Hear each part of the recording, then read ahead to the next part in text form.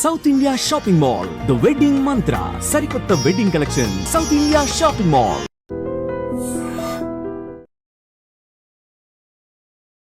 Prism club లో జరిగిన వివాదంతో గత కొన్ని రోజులుగా ఎక్కడ పెట్టినా కల్పికాగారి పేరే వినిపిస్తుంది. అయితే ఈ వివాదంలో మొత్తం తన హక్కు కోసం ఆమె పోరాటం చేస్తున్నారు.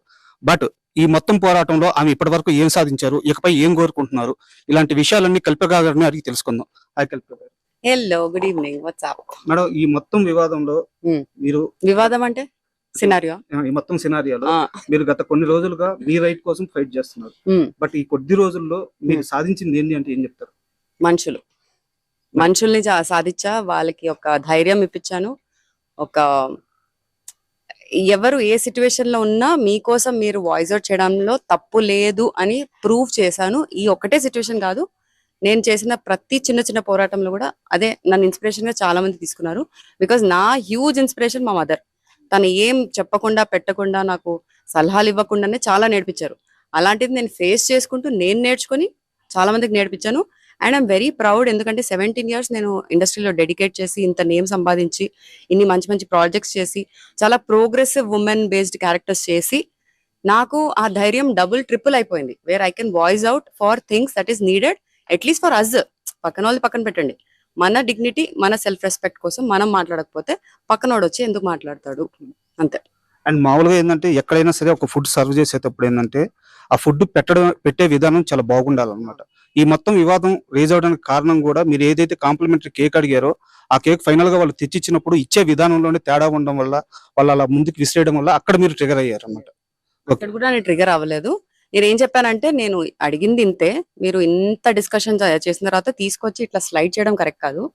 ఒకవేళ చేసినా మీరు దాంట్లో ఏం వేసి తీసుకొచ్చారు నాకు తెలియదు. మీకు నా మీద ఉన్న కోపంతో మీరు ఏమైనా వేసి తీసుకుని రావచ్చు. నేను తినాలనుకోవట్లేదు, మీరే తినండి, మీరే ఎంజాయ్ చేయడం అని చెప్పడం జరిగింది. కానీ నేను అక్కడ కూడా ట్రిగర్ అవ్వలేదు. అంటే ఈ మొత్తం వివాదంలో మీ సైడ్ నుంచి కనిపించే ఒకే ఒక తప్పు ఏంటంటే మీరు లైవ్ పెట్టడం కరెక్ట్ గా పెట్టలేదు. వాళ్ళు ముందు మాట్లాడిందంతా ఆ టైంలో మీరు లైవ్ పెట్టలేదు. మీ అగ్రెషన్ గానీ మీరు మాట్లాడేటప్పుడు మాత్రం లైవ్ పెట్టారు. దానివల్ల మొత్తం ఇది రాంగ్ గా ప్రొటెక్ట్ అయింది. దీనికి ఒప్పుకుంటారా? No, I beg to differ. ఎందుకంటే నేను ఆల్రెడీ లైవ్ చేశాను. వాళ్ళ వైఫై నుంచి నేను లైవ్ చేయడం జరిగింది. అండ్ అదేంటి 1 hour లైవ్ జరిగింది. నేను పెట్టిన మీ వీడియో కాకుండా వాళ్ళు lights, fans, ACs, shutter and wifi అన్ని ఆఫ్ చేస్తారు. సో నేను చేసిన లైవ్ అది 1 hour లైవ్ కాబట్టి అది సేవ్ అవ్వలేదు, అప్లోడ్ అవ్వలేదు. లేకపోతే అంత ముందు నుంచి ఎవరెవరు నాకు చూస్తున్నారో అందరికీ అసలు ఏం జరుగుతుందో అంతా తెలుసు. నేను ఎంత ప్లెజెంట్ గా మాట్లాడడం జరిగిందో కూడా 1.5 hour కన్నా ఎక్కువ నేను ఆల్మోస్ట్ పేషెంట్ గా ఉన్నా. దాని తర్వాత నాకు కోపం కూడా రాలే. పవర్ ఉండుంటే అందరినీ తాట తీసేదాన్ని అన్న ఫీలింగ్ లో తప్ప ఇంకా నా కోపం కూడా లేదు, స్ట్రెస్ కూడా అవ్వలేదు, నేను ఏం ఫీల్ కాలేదు. ఆ మొత్తం వివాదంలో బాగా ఆశ్చర్యపరిచిన అంశం ఏంటంటే మిమ్మల్ని డ్రగ్గిస్ట్ అని చెప్పేసి వాళ్ళు మాట్లాడడం జరిగింది. బట్ మీ మీద ఇంతవరకు అటువంటి కేసు గానీ అటువంటి హిస్టరీ గానీ ఏం లేదు. ఆ సమయంలో ఎలా అనిపించింది మేడం? గాడ్ బ్లెస్ హిమ్ అని అనిపించింది. Because I think he's into it, so maybe he spoke about it. అది ఎట్లా ఉంటుందో తనకు తెలుసు కాబట్టి తనే మాట్లాడాడు, నాకైతే తెలియదు. అంటే ఈ మధ్య కాలంలో బాడీ గార్డ్స్ ఎవరైతే బౌన్సర్స్, బాడీ గార్డ్స్ ఎవరైతే సెలబ్రిటీల కోసం వస్తున్నారో వాళ్ళ బిహేవియర్ వల్ల చాలా ఇష్యూలు జరుగుతున్నాయి. దాని మీద ఇప్పటికే పెద్ద ఎత్తున చర్చ కూడా నడుస్తుంది.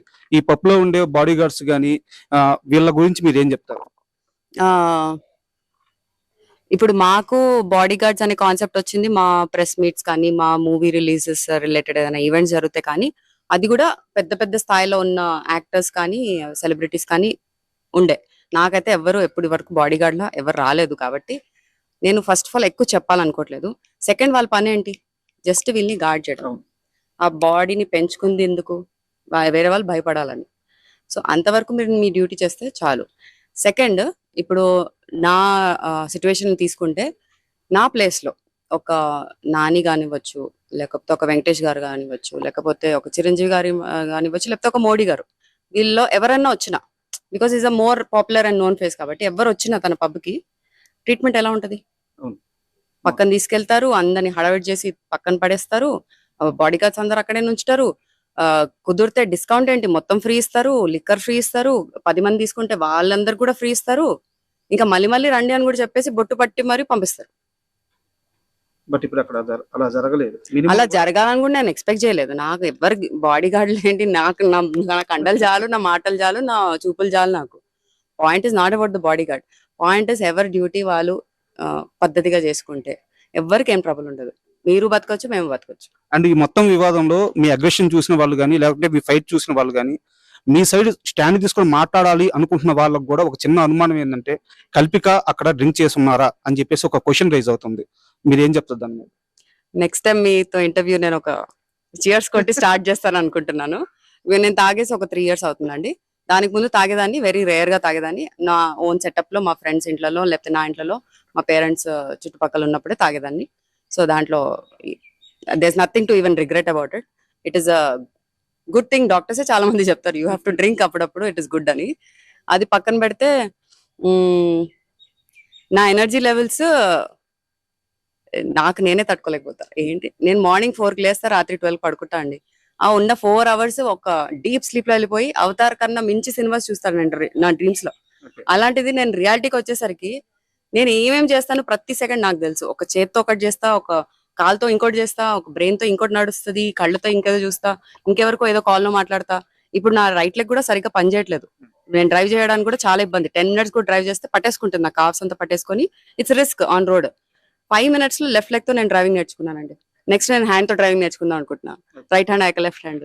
సో ఇంత క్రియేటివిటీ నాలో ఉన్నప్పుడు నేను ఈ బయట ప్రాపర్టీస్ కానీ, ఆల్కహాల్ కానీ, డ్రగ్ కానీ తీసుకోవాల్సిన అవసరం కూడా నాకు లేదు. ట్రై చేయాలంటే ట్రై చేస్తా. నేను అన్ని చేయడానికి నేను రెడీ. ఎందుకంటే ఇప్పుడు అన్ని ట్రై చేస్తా. ఒక డాన్స్ నుంచి, ఒక స్పోర్ట్స్ నుంచి, ఒక స్విమ్మింగ్ నుంచి, ఏం ఆడితే అది అన్ని నేను ట్రై చేశాను. కాబట్టి ఇది ట్రై చేయడంలో నాకేం తప్పు అనిపించట్లేదు.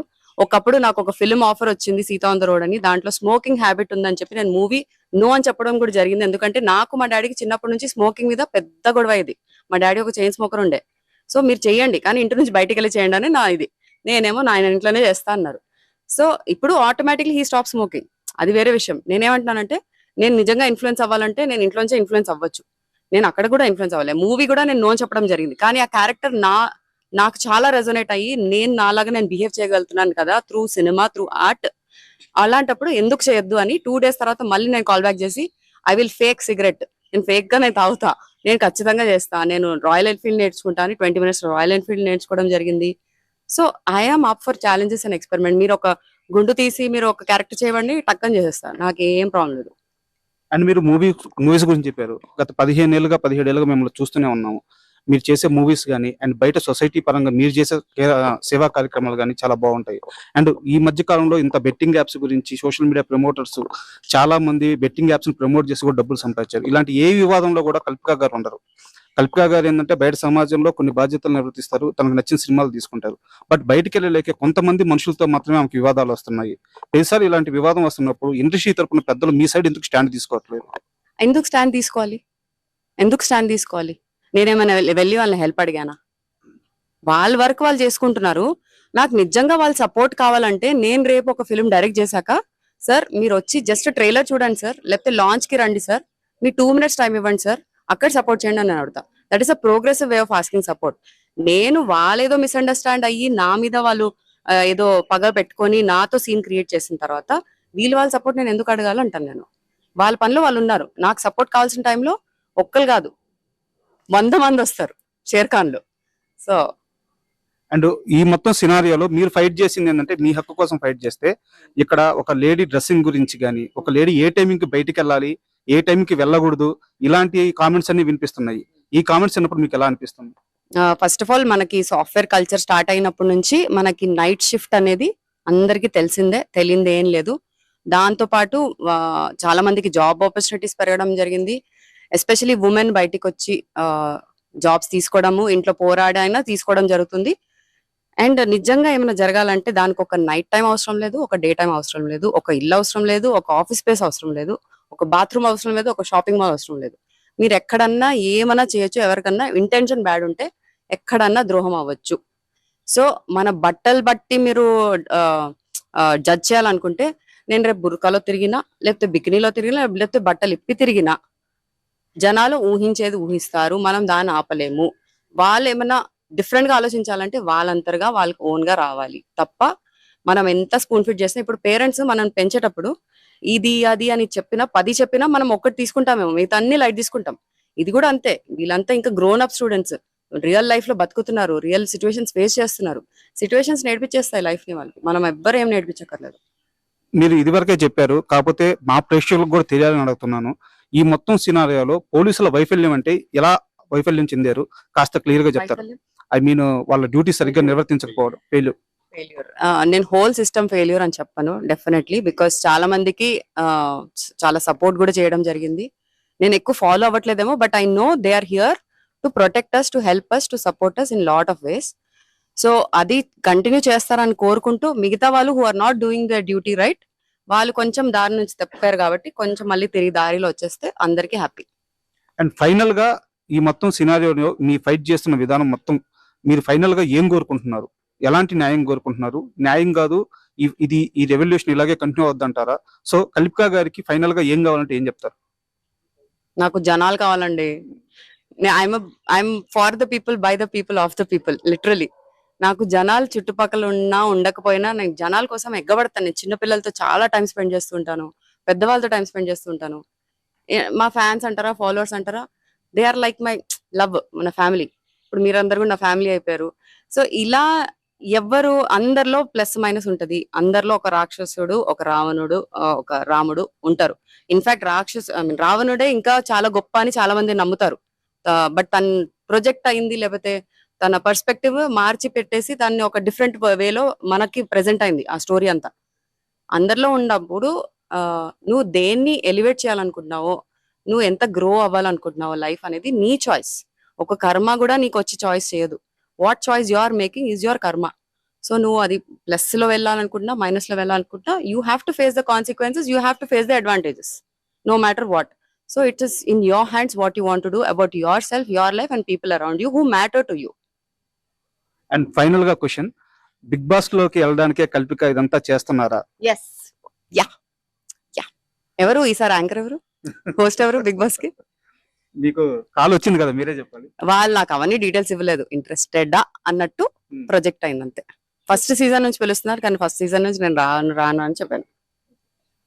అండ్ ఈ మొత్తం వివాదంలో మీ ఫైట్ అయితే కొంతమందికి స్ఫూర్తిని కలిగిస్తుంది, కొంతమందికి అయితే ఇది వేరేగా అర్థమైంది. బట్ ఫైనల్ గా మీరు అందరికీ అర్థం అవ్వాలని, ఈ ఫైట్ చేసిన విధానం మీరు ఏదైతే కోరుకున్నారో అది ఫుల్ఫిల్ చేయాలని చెప్పి మీకు ఆల్ ద బెస్ట్ తెలియజేస్తున్నాం. Thank you.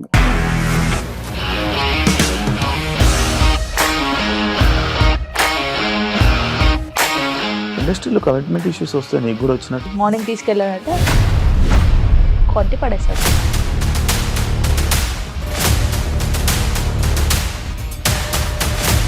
ఒక్కళ్ళు కూడా చూడలేదు ఈ సినిమా అని చెప్పడానికి కూడా చాలా ధైర్యం కావాలి. అది నిజం కదా, దాంట్లో ధైర్యం ఏంటి? ఇది నెక్స్ట్ డే ప్లేట్ మార్చేస్తే తప్పు కదా. As of now we're comfortable this అని నేను అనుకుంటున్నాను. రష్మిక గారిది మీది ఒకే ఊరంట కదా? నీకు కోపం వచ్చిందంటే బాగా తిట్టేత్తరా? తిట్టేద్దామండి.